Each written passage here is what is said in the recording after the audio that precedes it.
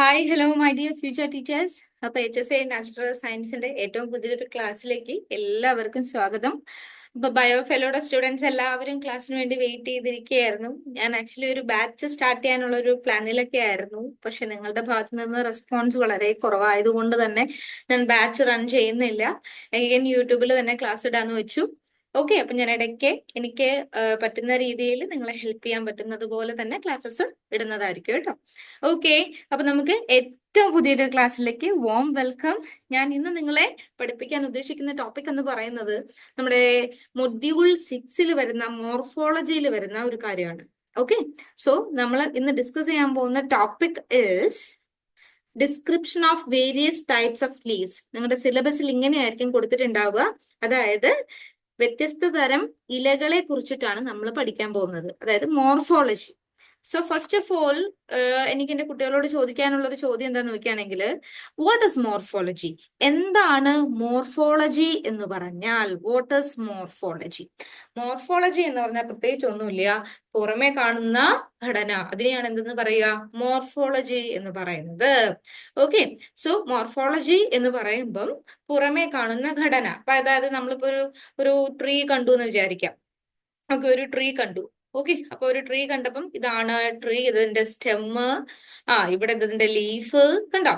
ഇതാണ് ഈ പുറമേ കാണുന്ന ഘടന. ഇനി ഇതിൽ പൂക്കൾ ഉണ്ടെങ്കിൽ ആ പൂക്കളും. ഓക്കെ, ഇതാണ് ഇതിന്റെ മോർഫോളജി എന്ന് പറയുന്നത്. പുറത്തു നിന്ന് നമുക്ക് എന്ത് കാണാൻ പറ്റുന്നു, അതിനെ നമുക്ക് എന്തെന്ന് പറയാൻ പറ്റും? മോർഫോളജി എന്ന് പറയാൻ പറ്റും. മോർഫോളജിയും അനാട്ടമിയും തമ്മിലുള്ള ഡിഫറൻസ് എപ്പോഴും മനസ്സിലാക്കി വെക്കുക. അനാട്ടമി എന്ന് പറയുകയാണെങ്കിൽ നമ്മൾ ഉള്ളിലെ ഘടന കാണുന്നത്, അതായത് നമ്മൾ ഒരു മൈക്രോസ്കോപ്പിലൂടെ ഒരു സെല്ലിനെ നിരീക്ഷിക്കുന്നതല്ലേ, അതാണ് അനാട്ടമി എന്ന് പറയുന്നത്. Morphology is different from that. ഇതിൽ നമുക്ക് എങ്ങനെയാന്ന് വെച്ചാൽ പുറമേ ഉള്ള ഘടന നമുക്ക് കണ്ട് മനസ്സിലാക്കാൻ പറ്റും. ക്ലിയർ? ഓക്കെ, അപ്പം നമ്മുടെ സിലബസിൽ കൊടുത്തിട്ടുള്ള കാര്യം എന്താന്ന് പറയുകയാണെങ്കിൽ, description of various types of leaves. അതായത് ഒരു ചെടിയുടെ, ഒരു സസ്യത്തിന്റെ മോർഫോളജി എന്ന് പറയുമ്പോൾ അതിൽ നമ്മൾ ലീവ്സ് ഉണ്ട്, അതുപോലെ തന്നെ റൂട്ട്സ് ഉണ്ട്, ഫ്രൂട്ട്സ് ഉണ്ട്, ഫ്ലവേഴ്സ് ഉണ്ട്, സ്റ്റെം ഉണ്ട്. ഇതൊക്കെ ഡിഫറെന്റ് ടൈപ്സ് ഉണ്ട്. ഓക്കെ, പല സസ്യങ്ങളും പല തരത്തിലല്ലേ ഉള്ളത്. ഓക്കെ, അപ്പൊ ഈ ലീവ്സ് തന്നെ പലതരത്തിലുണ്ട്, ഇലകൾ പലതരം. അതെന്താണെന്നാണ് ഞാൻ ഇന്ന് പറഞ്ഞു തരാൻ പോകുന്നത്. അപ്പൊ കുട്ടികളോട് ശ്രദ്ധിക്കുക. ലീഫ്, നമുക്കിന്ന് പഠിക്കാനുള്ള എന്തിനെ കുറിച്ചിട്ടാണ്? ലീഫിനെ കുറിച്ചിട്ടാണ്. നിങ്ങൾക്ക് ഇവിടെ നോക്കിയാൽ കൃത്യമായിട്ട് കാണാൻ പറ്റും. ഇതാണ് ഒരു ലീഫിന്റെ സ്ട്രക്ചർ. ടീച്ചർ ഇവിടെ കൊടുത്തിട്ടുണ്ട്. ലീഫിന്റെ സ്ട്രക്ചർ ഇങ്ങനെയാണ്. നമ്മൾ ഒരു ലീഫ് വരയ്ക്കുക. ഇങ്ങനെയായിരിക്കും നിങ്ങൾക്ക് ഒരു ലീഫ് കാണാൻ പറ്റുക. നോർമലി ഞാൻ നോട്ട് ഉണ്ടാക്കി തരാറുള്ളത് പ്രിന്റഡ് ആയിട്ടാണ്. പക്ഷെ അവിടെ കുറച്ച് സ്പെല്ലിംഗ് മിസ്റ്റേക്കും കാര്യങ്ങളൊക്കെ വരുന്നത് കൊണ്ട് ഞാൻ ഇത്തവണ എഴുതി തന്നെയാണ് നോട്ട് ഉണ്ടാക്കിയിട്ടുള്ളത്. അപ്പൊ നിങ്ങൾ ഇതിലേക്ക് ഒന്ന് ശ്രദ്ധിക്കുക. നമ്മുടെ ലീഫ് എന്ന് പറയുമ്പോൾ ഇതുപോലെ ഇരിക്കും. ഒരു ലീഫ് എന്ന് പറയുമ്പം ആദ്യം നമ്മുടെ മനസ്സിലേക്ക് എന്താ വരിക? പച്ച കളർ ബ്രോഡ് ആയിട്ടുള്ള ഒരു ഭാഗമാണ് വരിക. ഈ കാണുന്ന ഭാഗം, ഇതിനെ നമുക്ക് എന്തെന്ന് വിളിക്കാം? ലാമിന എന്ന് വിളിക്കാം. ഈ ബ്രോഡ് പോർഷൻ നമുക്ക് എന്തെന്ന് വിളിക്കാം? ലീഫ് ലാമിന എന്ന് വിളിക്കാം. ഓക്കെ, ഇതാണ് ലീഫിന്റെ പരന്ന ഭാഗത്തിന് ലീഫ് ലാമിന എന്ന് വിളിക്കാം. അതുപോലെ തന്നെ ഈ ലീഫ് എവിടെ നിന്നാണ് ഉണ്ടാവുന്നത്? ലീഫ് എവിടെയാണ് ഉള്ളത്? ലീഫ് ഇതുപോലെയുള്ള ഒരു സ്റ്റെമ്മിൽ നിന്നാണ് ഉണ്ടാവുന്നത്, അല്ലെ? ഒരു സ്റ്റെമ്മിൽ നിന്നാണ് ഉണ്ടാവുന്നത്. അതുപോലെ തന്നെ ഈ സ്റ്റെമ്മിനെ ലീഫുമായിട്ട് കണക്ട് ചെയ്യുന്ന ഒരു പാർട്ട് നമുക്ക് ഇവിടെ കാണാം. അതിനെ നമുക്ക് എന്തെന്ന് പറയാം? പീറ്റിയോൾ എന്ന് പറയാം. പീറ്റിയോൾ, ഓർത്തിരിക്കുക, പീറ്റിയോൾ എന്ന് പറയാം. ചില ലീഫുകൾക്ക് പീറ്റിയോൾ ഇല്ലാത്തതും ഉണ്ട്.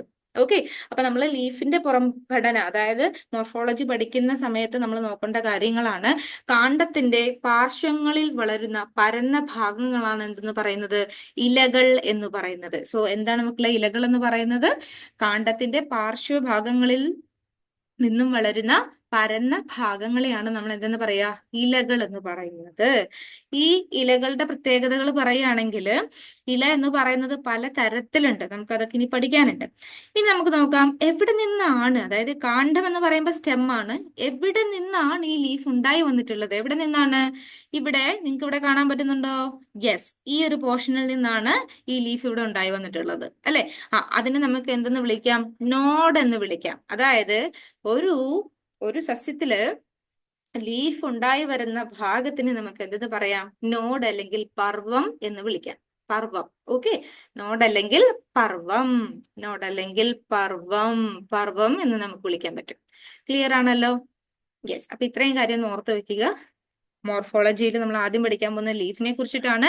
ലീഫ് എന്ന് പറയുമ്പോൾ എന്താണ്? ബ്രോഡായിട്ടുള്ള പരന്ന ഭാഗമാണ്, ഗ്രീൻ കളറാണ്. പ്രധാനമായിട്ടും ലീഫിൽ എന്ത് ഫംഗ്ഷനാണ് നടക്കുന്നത്? ഫോട്ടോസിന്തസിസ് എന്ന് പറയുന്ന ഫംഗ്ഷൻ ലീഫിലാണ് നടക്കുന്നത്. അതുപോലെ തന്നെ ഒരു സ്റ്റെം, ഒരു കാണ്ഡത്തിൽ നിന്ന് വരുന്നതാണ് ലീഫ് എന്ന് പറയുന്നത്. കാണ്ഡത്തിൽ കാണുന്ന നോഡ് എന്ന് പറയുന്ന ഭാഗത്ത് നിന്നാണ് എന്ത് വരുന്നത്? ലീഫ് ഉണ്ടാകുന്നത്.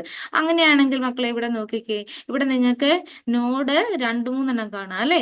Yes yes yes. അപ്പൊ നോഡുകൾ പല നോഡുകൾ കാണാം. അപ്പൊ നോഡിന്റെ ഇടയ്ക്കുള്ള ഈ ഒരു ഭാഗത്തിനെ, 2 നോഡുകൾക്ക് ഇടയിലുള്ള ഈ ഒരു ഭാഗത്തിനെ നമ്മൾ വിളിക്കുന്ന പേരാണ് ഇന്റർനോഡ് അല്ലെങ്കിൽ പർവാന്തരം എന്ന് പറയുന്നത്. എന്താ പറയാ? ഇന്റർനോഡ് അല്ലെങ്കിൽ പർവാന്തരം എന്ന് പറയുന്നത്. അതും കൂടി ഒന്ന് ഓർത്ത് വെക്കുക. അതുപോലെ തന്നെ ഇവിടെ നിങ്ങൾക്ക് കാണാൻ പറ്റും, എന്താണ്? ഈ ഒരു ഭാഗത്ത് നിങ്ങൾക്ക് കാണാൻ പറ്റും സ്റ്റിപ്യൂൾസ് എന്ന് പറയുന്ന സ്ട്രക്ചർ. ഇതൊക്കെ നമുക്ക് ഒരു ഒരു എന്താണ്, ഇപ്പൊ നമ്മളൊരു ലൈവ് ക്ലാസ്സിലാണ് പോകുന്നതെങ്കിൽ നമുക്കിതൊക്കെ നമുക്ക് ഒരു എന്താണ്, ഒരു ബ്രാഞ്ച് നമ്മുടെ കയ്യിൽ വെച്ച് നിങ്ങളെ കാണിച്ച് പഠിപ്പിക്കാനുള്ളതാണ്. ഓക്കെ, ഇത് നമ്മൾ സ്റ്റിപ്യൂൾസ് എന്ന് പറയും. അങ്ങനെ കുറച്ച് ഭാഗങ്ങളും കൂടി ലീഫിലുണ്ട്. ഈ സ്റ്റിപ്യൂൾസ് ഒക്കെ കുറച്ച് കഴിയുമ്പം ടെൻഡ്രിൽസ് ആയിട്ടും അതുപോലെ തന്നെ മുള്ളുകളൊക്കെ ആയിട്ടും മാറാൻ ചാൻസ് ഉള്ളവരാണ്. അതുപോലെ തന്നെ വേറെ കാര്യമുണ്ട്, ലീഫില് ഓക്സിലറി ബഡ് എന്ന് പറയുന്ന ഒരു ഭാഗമുണ്ട്. ലീഫിലല്ല, ആ കാണ്ഡത്തില് ഓക്സിലറി ബഡ് എന്ന് പറയുന്ന ഒരു ഭാഗം കൂടി ഉണ്ടാവാറുണ്ട്. ആ ഓക്സിലറി ബഡിനെ നമുക്ക് അക്ഷീയ മുകുളം എന്ന് വിളിക്കാൻ പറ്റും. ഓക്കെ, അപ്പൊ ഈ അക്ഷീയ മുകുളം ചിലപ്പോൾ പൂവായും ചിലപ്പോൾ ശാഖയായും മുള്ളായും ഒക്കെ മാറാനുള്ള ചാൻസും ഉണ്ട്. അതും കൂടി ഒന്ന് ഓർത്തിരിക്കുക. ചിലപ്പോൾ അക്ഷീയ മുകുളം തന്നെ ടെൻഡറിലാവാനുള്ള ചാൻസും ഉണ്ട്. സ്റ്റിപ്യൂളിന്റെ കേസിലും അത് തന്നെയാണ് മെയിൻ ആയിട്ടുള്ളത്. ഓർത്ത് വെക്കുക. അപ്പൊ എന്തൊക്കെയാ പറഞ്ഞത്? ലീഫ് എന്ന് പറയുന്നത് ഇതുപോലെ ഒരു പരന്ന ഭാഗമാണ്. അതില് എന്താ ഉള്ളത്? ക്ലോറോഫിൽ ഉണ്ട്. ശരിക്കും പറയുകയാണെങ്കിൽ മക്കളെ, ഫോട്ടോസിന്തസിസ് കൂടുതലും നടക്കുന്നത് ലീഫിലാണ്. കാരണം കൂടുതൽ amount of photosynthesis chlorophyll is present in leaf. പക്ഷേ പ്ലാന്റിന്റെ മറ്റു ഭാഗങ്ങളിലും ഫോട്ടോസിന്തസിസ് നടക്കുന്നുണ്ട്. പച്ച കളറുള്ളത് എവിടെയാണോ അവിടെയൊക്കെ ഫോട്ടോസിന്തസിസ് നടക്കുന്നുണ്ട്. പക്ഷെ റേറ്റ് കുറവാണെന്ന് മാത്രം. അതൊന്ന് ഓർത്തിരിക്കുക. ക്ലിയർ ആണല്ലോ? ഇനി പ്രകാശ സംശ്ലേഷണത്തിന്റെ ഏറ്റവും പ്രധാനപ്പെട്ട കായിക ഭാഗം ഏതാന്നൊരു ക്വസ്റ്റ്യൻ വരികയാണെങ്കിൽ എന്ത് എഴുതണം കുട്ടികൾ? ഉത്തരം ഇല എന്ന് പറയണം. അതായത് പ്രകാശ സംശ്ലേഷണം, ഫോട്ടോസിന്തസിസിന്റെ ഏറ്റവും പ്രധാനപ്പെട്ട ഒരു കായിക ഭാഗമാണ് എന്തെന്ന് പറയുന്നത്? ഇല എന്ന് പറയുന്നത്. ക്ലിയർ? ക്ലിയർ? ഓക്കെ, അപ്പൊ നമുക്കിനി നോക്കാം. പച്ച നിറം കാണപ്പെടുന്ന എല്ലായിടത്തും പ്രകാശ സംശ്ലേഷണം നടക്കുന്നുണ്ട്. ഇലയിലാണ് കൂടുതലും. അതൊരു പോയിന്റ് ആണ്. ജസ്റ്റ് നോട്ട് ചെയ്യേണ്ടവർക്ക് നോട്ട് ചെയ്യാം കേട്ടോ. ഇനി നമുക്ക് വേറൊരു ആളെ പരിചയപ്പെടാനുള്ളത്, ഞാൻ ആദ്യം പറഞ്ഞില്ലേ, പീറ്റിയോൾ. ഇലഞ്ഞെട്ട് എന്നാണ് അതിന് മലയാളത്തിൽ പറയുക. പീറ്റിയോളിന് നമ്മൾ എന്തെന്നാ പറയാ? ഇലഞ്ഞെട്ട് എന്നാണ് പറയുക. നോക്കിക്കോളൂ, പീറ്റിയോൾ ദേ ഈ കാണുന്ന ഭാഗം കണ്ടോ മക്കളെ? ഇതിനാണ് എന്തെന്ന് പറയാ? പീറ്റിയോൾ എന്ന് പറയുന്നത്, ഇലഞ്ഞെട്ട് എന്ന് പറയുന്നത്. ചില സസ്യങ്ങൾക്ക് ഈ ഇലഞ്ഞെട്ടില്ലാത്തവരെ നമുക്ക് സെസൈൽ ലീഫ് എന്ന് വിളിക്കാം. ഓക്കെ, എന്താ വിളിക്കാൻ പറ്റുക? Sessile leaf. ഈ ഒരു ഇമേജ് കണ്ടോ? ഇലഞ്ഞെട്ടുള്ളവരും ഇലഞ്ഞെട്ടില്ലാത്തവരും. ഇലഞ്ഞെട്ടുള്ളവരെ നമുക്ക് എന്താണ്? പീറ്റിയോളേറ്റ് ആയിട്ട് കൺസിഡർ ചെയ്യാം. ഇലഞ്ഞെട്ടില്ലാത്തവരെ സെസൈൽ ലീഫായിട്ട് കൺസിഡർ ചെയ്യാം. ഓക്കെ, പിന്നെ ഈ പീറ്റിയോൾ എന്ന് പറയുന്നത് കോളൻ കൈമ എന്ന് പറയുന്ന ടിഷ്യുവിനാൽ നിർമ്മിതമാണ്. കോളൻ കൈമയുടെ പ്രത്യേകതയൊക്കെ നമുക്കറിയാലോ. കോളൻ കൈമ എന്ന് പറയുമ്പോൾ എങ്ങനെയുള്ളതാണ്? അതായത് നമ്മുടെ സസ്യങ്ങൾക്കൊക്കെ ബെൻഡ് ചെയ്യാനായിട്ട്, എളുപ്പത്തിൽ കാറ്റൊക്കെ വരുമ്പോൾ വീശി ആടാനൊക്കെ ഹെൽപ്പ് ചെയ്യുന്നതാണ് ആരെന്ന് പറയുന്നത്? കോളൻ കൈമ. ഇലകൾ എപ്പോഴും ആടുമല്ലേ മക്കളെ? കാറ്റ് വരുന്ന സമയത്ത് എന്ത് ചെയ്യുന്നു? ഇലകൾ ആടാതെ നിൽക്കുവാണോ? അല്ല, ഇലകൾ ആടുന്നുണ്ട്. സോ കോളൻ കൈമയാണ് എന്ത്? പീറ്റിയോളിലുള്ള ടിഷ്യൂസ് എന്ന് പറയുന്നത്. ഓക്കെ, ക്ലിയർ ആണല്ലോ? അതുപോലെ ചില ലീഫ് ബേസ്, ഈ ഒരു ഇമേജിലേക്ക് വീണ്ടും വരികയാണെങ്കിൽ ലീഫിന്റെ ബേസ് എന്ന് പറയുന്നത് ഈ ഭാഗമാണ് മക്കളെ. ഓക്കെ, കൺഫ്യൂഷൻ വേണ്ട. ഒരിക്കലും ലീഫിന്റെ ബേസ് ഇതല്ല. നമ്മുടെ പീറ്റിയോളും നമ്മുടെ സ്റ്റെമ്മും വരുന്ന ഈ ഒരു പോർഷനെയാണ് നമ്മൾ എന്തെന്ന് പറയാ? ലീഫ് ബേസ് എന്ന് പറയുന്നത്. ഓക്കെ, ചില ലീഫ് ബേസുകള് സ്വള്ളലായിട്ടിരിക്കുന്നത് കാണാം. അതായത് ചില ലീഫ് ബേസുകള് വീർത്തിരിക്കുന്നത് കാണാം. ഈ ഒരു ഭാഗം ലീഫ് ബേസ് വീർത്തിരിക്കുന്നത് കാണാം. അത് മിക്കപ്പോഴും നമ്മൾ കാണുന്നത് പയർവർഗ്ഗങ്ങളിൽപ്പെട്ട ചെടികളിലാണ്. അതുപോലെ തൊട്ടാവാടിയിലൊക്കെ നമുക്ക് കാണാൻ പറ്റും സ്വളനായിട്ടിരിക്കുന്നത്. ഒന്ന് പറമ്പിലേക്ക് ഒന്ന് ഇറങ്ങിപ്പോയി ഒന്ന് നോക്കിയാൽ നിങ്ങൾക്ക് കാണാൻ പറ്റും. ഓക്കെ, അപ്പൊ അവയെ നമ്മൾ വിളിക്കുന്ന ഒരു പേരുണ്ട്, പൾവൈനസ്. എന്താ വിളിക്കുക? പൾവൈനസ് എന്നാണ് അവയെ നമ്മൾ വിളിക്കുക. ഓർത്തിരിക്കുക, പൾവൈനസ് എന്നാണ് അവയെ നമ്മൾ വിളിക്കുക. എക്സാമ്പിൾ ആയിട്ട് തൊട്ടാവാടി, പയർവർഗ്ഗങ്ങളിൽ പെട്ട മറ്റു ചെടികളൊക്കെ ഓർത്തിരിക്കുക. ഓക്കെ, ക്ലിയർ ആണല്ലോ. അപ്പം എന്താണ് ലീഫ് ബേസ് എന്ന് പറയുന്നത്? ഇലയെ കാണ്ഡവുമായി ബന്ധിപ്പിക്കുന്ന ഭാഗത്തിനെയാണ് നമ്മൾ എന്തെന്ന് പറയാ? ലീഫ് ബേസ് എന്ന് പറയുന്നത്. ലീഫ് ബേസിന്റെ വശങ്ങളിൽ കാണപ്പെടുന്ന ചെറിയ ഇലകൾ പോലുള്ള ഭാഗമാണ് എന്തെന്ന് പറയുന്നത്? സ്റ്റിപ്യൂളുകൾ. ഇപ്പൊ സ്റ്റിപ്യൂൾ എന്താന്നുള്ളതിന് ഒരു ക്ലിയർ ആൻസർ കിട്ടിയില്ലേ? ലീഫ് ബേസിന്റെ വശങ്ങളിൽ കാണപ്പെടുന്ന ചെറിയ ഇലകൾ പോലുള്ള ഭാഗമാണ് എന്തെന്ന് പറയുന്നത്? സ്റ്റിപ്യൂളുകൾ എന്ന് പറയുന്നത്. ക്ലിയർ ആണല്ലോ. ഓക്കെ, ഇനി വേറൊരു കാര്യം കൂടി ഉണ്ട്. നമ്മൾ പഠിച്ചിട്ടുണ്ട് സസ്യങ്ങൾ രണ്ട് തരത്തിലുണ്ട്. എന്താണ്? ഡൈക്കോട്ടും ഉണ്ട്, മോണോക്കോട്ടും ഉണ്ട്. ഏകബീജപത്ര സസ്യങ്ങളും ഉണ്ട്, അതുപോലെ തന്നെയോ ദ്വിബീജപത്ര സസ്യങ്ങളും ഉണ്ട്. ഡൈക്കോട്ട് ആൻഡ് മോണോക്കോട്ട് ഉണ്ട്. ഓക്കെ, ഏകബീജപത്രം എന്ന് പറയുമ്പോൾ മോണോക്കോട്ടാണ്, ദ്വിബീജം എന്ന് പറയുമ്പോൾ ഡൈക്കോട്ടാണ്. നമ്മുടെ മാവ്, പ്ലാവ് അതൊക്കെ എന്താണ്? അതൊക്കെ ഡൈക്കോട്ടാണ്. അതുപോലെ നെല്ല്, ഗോതമ്പ് അവരൊക്കെയാണ് എന്തിൽ വരുന്നത്? മോണോക്കോട്ടിൽ വരുന്നത്. അപ്പൊ ഇവിടെ നമ്മൾ പറയുന്നത് ഏകബീജപത്ര സസ്യങ്ങളിൽ പരന്ന കാണ്ഡത്തിന് ചുറ്റും കാണപ്പെടുന്നു. അതായത് ഈ പറയുന്ന ലീഫ് ബേസ് എന്ന് പറയുന്നത്, സപ്പോസ് നിങ്ങളൊന്ന് ചിന്തിച്ചു നോക്കുക, ഇതിപ്പോ ഒരു ടീച്ചർ പടം ഇങ്ങനെ തന്നെ അങ്ങ് വരച്ചു പോവുകയാണേ. ഇതിപ്പം സപ്പോസ് നിങ്ങളൊന്ന് കൺസിഡർ ചെയ്യുക, ഇതൊരു നെൽച്ചെടിയാണെന്ന് വിചാരിക്കുക. ഇതിന്റെ ലീഫ് ബേസ് എന്ന് പറയുന്നത് ഇതിനെ ചുറ്റിയായിരിക്കും ഇങ്ങനെ കാണുന്നത്. ഓക്കെ, ഒരു ഷീത്ത് പോലെ ആയിരിക്കും ഉണ്ടാവുക. നിങ്ങളൊന്ന് ചിന്തിച്ചു നോക്കിക്കേ, നമ്മള് പറമ്പിൽ കാണുന്ന മിക്ക പുല്ലുകളും ഉണ്ടല്ലോ, മിക്ക പുല്ലുകളും ഏകദേശം മോണോക്കോട്ടിലാണ് വരുന്നത്. നമ്മുടെ ഗ്രാസ് ഒക്കെ മിക്കതും മോണോക്കോട്ടിലാണ് വരുന്നത്. അപ്പൊ അവരുടെ എങ്ങനെയാണ് ലീഫ് ബേസ് എന്ന് പറയുന്നത്? എങ്ങനെയാണ് അത്? ഇതുപോലെ കറക്റ്റ് ഇങ്ങനെ വന്ന് അറ്റാച്ച് ചെയ്തിരിക്കുന്ന പോലെ ആയിരിക്കും? അല്ല, അത് ഇങ്ങനെ പൊതിഞ്ഞ പോലെ ആയിരിക്കും. ഇതുപോലെ ഇങ്ങനെ കവർ ചെയ്തിട്ടുള്ള പോലെ ആയിരിക്കും. ഓക്കെ, ഒരു കവറിങ് പോലെ ആയിരിക്കും. അതിനെയാണ് നമ്മൾ ഇവിടെ പറയുന്നത് കേട്ടോ. അതിനെയാണ് നമ്മളിവിടെ മെൻഷൻ ചെയ്യുന്നത്. അത് കുട്ടികളൊന്ന് പ്രത്യേകം ശ്രദ്ധിക്കുക. അടയ്ക്കാമരത്തിന്റെ പാള അതിനൊരു ബെസ്റ്റ് എക്സാമ്പിൾ ആണ്. ഓക്കെ, അടയ്ക്കാമരത്തിന്റെ ആ പാള ഇല്ലേ, നമ്മള് കുട്ടികളെയൊക്കെ കയറ്റിയിരുത്തി വലിച്ചോണ്ട് പോകുന്ന ആ പാള ഇല്ലേ, ആ പാള എന്ന് പറയുന്നത് എന്താണ്? ആക്ച്വലി അത് അതിന്റെ ലീഫ് ബേസ് ആണ്. ഓക്കെ, അത് ഇത്തിരി വലുതായി പോയിന്നേ ഉള്ളൂ. ക്ലിയർ? യെസ്. ഇനി ഇലയെ സൂര്യപ്രകാശത്തിന് അഭിമുഖമായി നിർത്തുന്നത് ആരാണ്? ഇലഞ്ഞിട്ടാണ്. ഓർത്തിരിക്കുക. അപ്പൊ നമ്മുടെ പീറ്റിയോളിന്റെ ഒരു ഫംഗ്ഷൻ ആണ് നമ്മൾ ഇവിടെ പറയുന്നത്. ഇലയെ സൂര്യപ്രകാശത്തിന് അഭിമുഖമായി നിർത്തുന്നത് ആരാണ്? ഇലഞ്ഞിട്ടാണ്. ഇലയുടെ പരന്ന ഭാഗത്തിനെ നമ്മൾ ലാമിന ഓർ ലീഫ് ബ്ലേഡ് എന്നും വിളിക്കും. ആ ഒരു വേർഡും കൂടി ഓർത്തിരിക്കണേ. ലാമിന എന്നും വിളിക്കും, അതുപോലെ തന്നെ പരന്ന ഭാഗത്തിനെ നമുക്ക് ലീഫ് ബ്ലേഡ് എന്നും വിളിക്കാൻ പറ്റും. ഇവിടെ സിരകളും ചെറുസിരകളും ഉണ്ട്. അതായത് നിങ്ങൾ ഈ ഒരു ഇമേജിലേക്ക് അഗെയിൻ പോവുകയാണെങ്കിൽ നിങ്ങൾക്ക് കാണാൻ പറ്റും. നോക്കിക്കേ, സിരകൾ, കുറച്ച് വരകളും കുത്തും കുറിയൊക്കെ ഉണ്ട് അല്ലേ? യെസ്, ഇവിടെ എന്താണ്? കുറച്ച് വരകളും കുത്തും കുറിയും കാര്യങ്ങളൊക്കെ ഉണ്ട് ലീഫില്. ക്ലിയർ ആയോ? ക്ലിയർ ആയോ? യെസ്. അപ്പൊ ഒരു ലീഫിൽ എന്തൊക്കെ ഉണ്ടെന്നാ പറയുന്നത്? സിരകളും വെയിൻസും ചെറുസിരകളും വെയിൻലെറ്റ്സുകളും ഉണ്ട് എന്നാണ് നമ്മൾ പറയുന്നത്.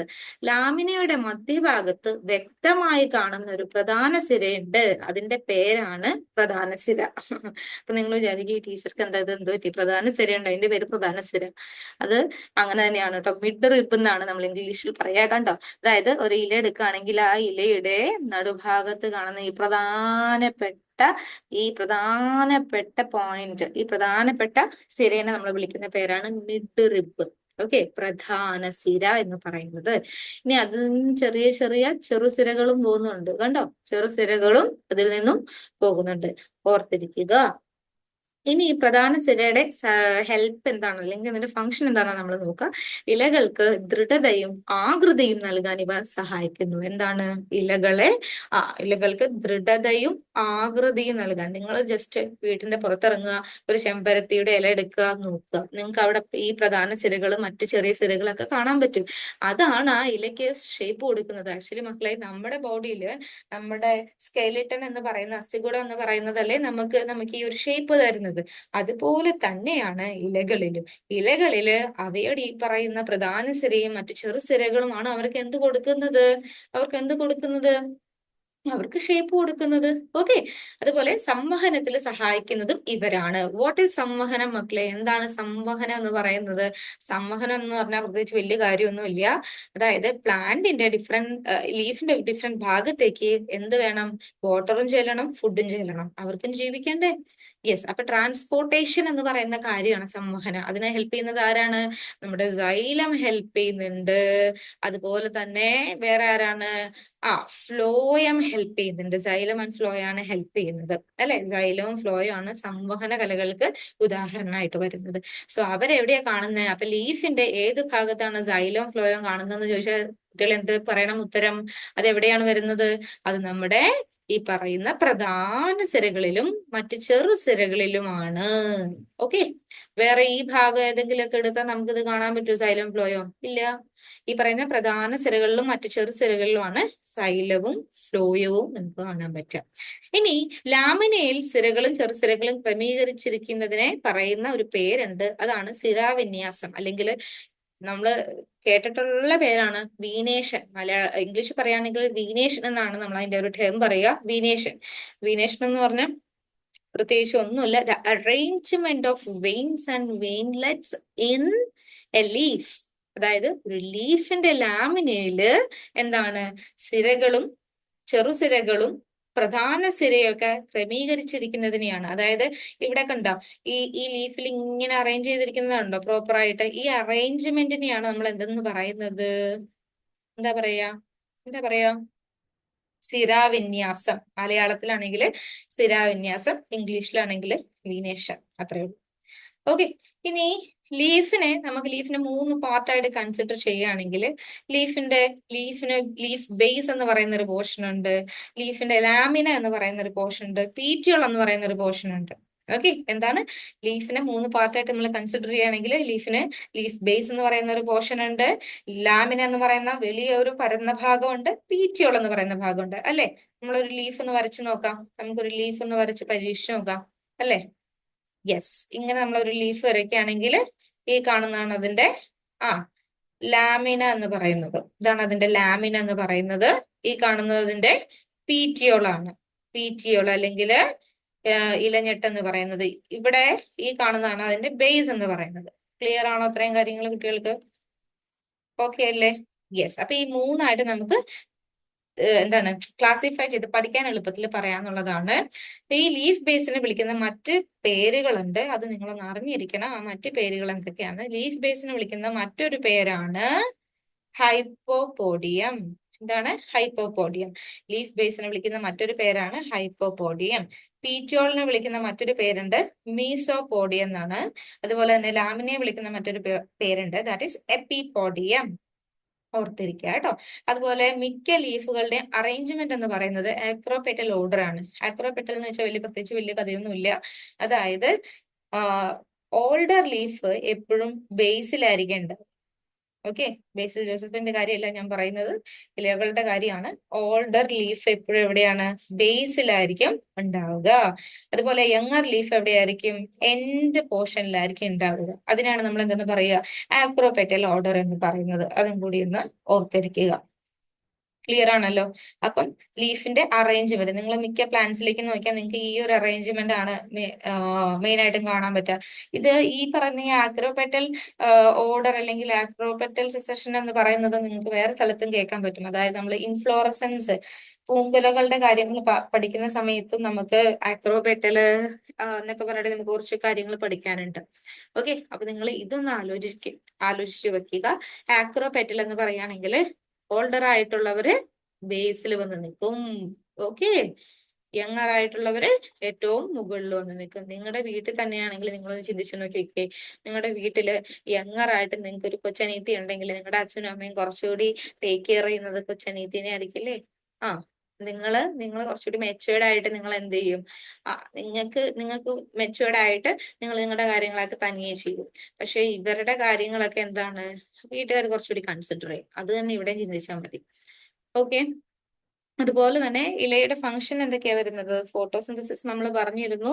അതുപോലെ തന്നെ മറ്റൊരു ഫംഗ്ഷൻ കൂടിയാണ് ട്രാൻസ്പിരേഷൻ, സസ്യസ്വേദനം എന്ന് പറയും. സസ്യസ്വേദനം അല്ലെങ്കിൽ ട്രാൻസ്പിരേഷൻ. ട്രാൻസ്പിരേഷൻ അറിയാലോ മക്കളെ, അതായത് ലീഫിൽ നിന്ന് ലീഫിൽ നിന്ന് എന്താ പുറത്തേക്ക് പോകുന്നേ? ലീഫിൽ നിന്ന് വാട്ടർ വേപ്പറിന്റെ രൂപത്തിൽ നഷ്ടാവുന്നതിനെയാണ് നമ്മൾ സസ്യസ്വേദനം എന്ന് പറയുന്നത്.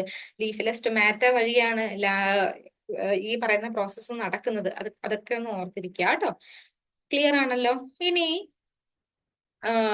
ചില ലീഫില് നമ്മുടെ പീറ്റിയോളില്ലേ, ഇലഞ്ഞിട്ടെന്ന് പറയുന്നത്, അത് സ്വൊള്ളനായിട്ടിരിക്കും.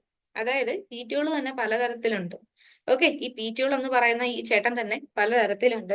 സ്വൊള്ളനായിട്ടിരിക്കുന്ന പീറ്റിയോൾ ഉണ്ട്, അതുപോലെ തന്നെ വിങ്സ് ഉള്ള പീറ്റിയോൾ ഉണ്ട്, ഇതുപോലെ വിങ്സ് ഒക്കെ ഉള്ള നല്ല അടിപൊളി പീറ്റിയോൾ ഉണ്ട്. ഓക്കെ, അപ്പൊ നമുക്ക് അത് ഏതൊക്കെയാണെന്ന് നോക്കാം. ഐക്കോർണിയ എന്ന് പറഞ്ഞിട്ട് നമ്മളെ കുളത്തിലൊക്കെ കാണുന്ന ഒരു സംഭവം ഉണ്ട്. അതായത് നമ്മള് പായലെന്നും ഒക്കെ പറയാറുണ്ട് നമ്മുടെ നാട്ടില്, കുളവാഴ എന്ന് പറയും. ഓക്കെ, അതിന് സ്വള്ളൻ പീറ്റിയോൾ ആണുള്ളത്. അതിനെന്താ ഉള്ളത്? സ്വള്ളൻ പീറ്റിയോൾ ആണുള്ളത്. അതിന്റെ പീറ്റിയോൾ എന്ന് പറയുന്നത് കുറച്ച് തടിച്ചിട്ടാ.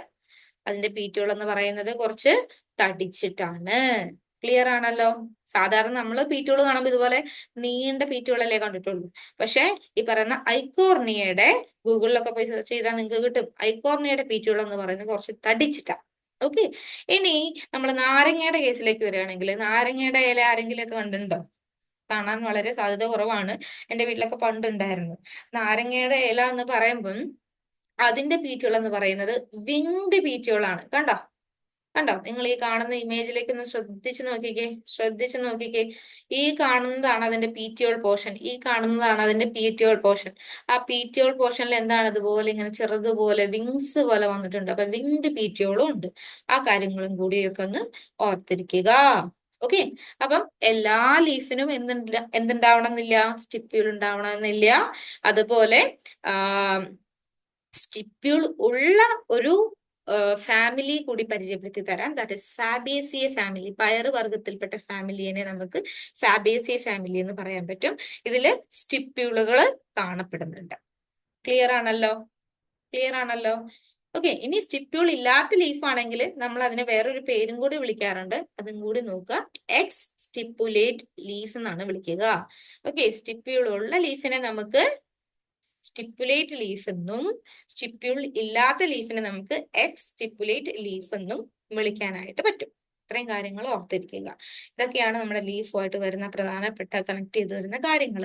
ഇനി സ്റ്റിപ്യൂള് പലതരം ഉണ്ടെന്ന് പറഞ്ഞിട്ട് നമുക്ക് പഠിക്കാനുണ്ട്. സ്റ്റിപ്യൂള് പലതരം എന്ന് പറയുമ്പം ഫ്രീ ലാറ്ററൽ ആയിട്ടുണ്ട്, ഫോളിയേഷ്യസ് ആയിട്ടുണ്ട്, സ്പൈനി ആയിട്ടുള്ള സ്റ്റിപ്യൂൾ ഉണ്ട്. ഓക്കെ, ടെൻഡ്രിലാർ ആയിട്ടുള്ള സ്റ്റിപ്യൂൾ ഉണ്ട്. അതൊക്കെ വളരെ വളരെ ഇമ്പോർട്ടന്റ് ആണെന്നൊന്നുമില്ല. അത് നിങ്ങൾ പഠിക്കണം എന്നൊന്നുമില്ല, കുഴപ്പമില്ല, അത് വിട്ട് കളഞ്ഞേക്കാം. ജസ്റ്റ് ഒന്ന് കണ്ടുവച്ചാൽ മതി. ഓക്കെ, ഇനി നമ്മൾ പഠിക്കാൻ പോകുന്നത് നമ്മുടെ ലീഫിൽ എങ്ങനെയാണ് ഈ പറയുന്ന വെയിനും വെയിൻലെറ്റ്സുകളും അറേഞ്ച് ചെയ്തിരിക്കുന്നത്. അതായത് ഞാൻ ആദ്യമേ പറഞ്ഞിരുന്നു, വീനേഷൻ എന്ന് പറയുന്ന ഒരു ടോപ്പിക്, സിരാവിന്യാസം എന്ന് പറയുന്നത് അതെങ്ങനെയാണ് ഉള്ളത് എന്നാണ് നിങ്ങളൊന്ന് നോക്കാൻ പോകുന്നത്. ഓക്കെ, അപ്പൊ വീനേഷൻ എന്ന് വെച്ചാൽ എന്താണ് മക്കളെ? The arrangement of veins and veinlets in a leaf is called venation. Okay, in a leaf lamina or leaf blade is called venation. Okay, venation രണ്ട് തരത്തിലാണ് പ്രധാനമായിട്ടുള്ളത് മക്കളെ. റെട്ടിക്കുലേറ്റ് വീനേഷൻ ഉണ്ട്, പാരലൽ വീനേഷൻ ഉണ്ട്. ഏതൊക്കെയാണ് വീനേഷൻ വരുന്നത്? റെട്ടിക്കുലേറ്റും പാരലലും. റെട്ടിക്കുലേറ്റിന്റെ മലയാളം ജാലികാ സിരാവിന്യാസം, പാരലലിന്റെ മലയാളം സമാന്തരാ സിരാവിന്യാസം. ഓക്കെ, മിക്ക dicot പ്ലാന്റുകളിൽ നമുക്ക് കാണാൻ പറ്റുന്നത് ജാലികാ സിരാവിന്യാസാണ്. ഓക്കെ, ഡൈക്കോട്ട് എന്ന് പറയുമ്പോൾ അറിയാലോ, ഡൈക്കോട്ട് എന്താണ്? ദ്വിബീജ സസ്യം, മാവ്, പ്ലാവ്, അതൊക്കെ ഓർത്താൽ മതി. ഓക്കെ, അവിടെയൊക്കെ അതിന്റെയൊക്കെ ഇല എങ്ങനെയാണ്? അതിന്റെയൊക്കെ റെട്ടിക്കുലേറ്റ് വീനേഷൻ ആണ്. റെട്ടിക്കുലേറ്റ് എന്ന് പറയുകയാണെങ്കിൽ മക്കളെ, നമ്മളുടെ ഈ ഇല കണ്ടോ? Suppose wait A second,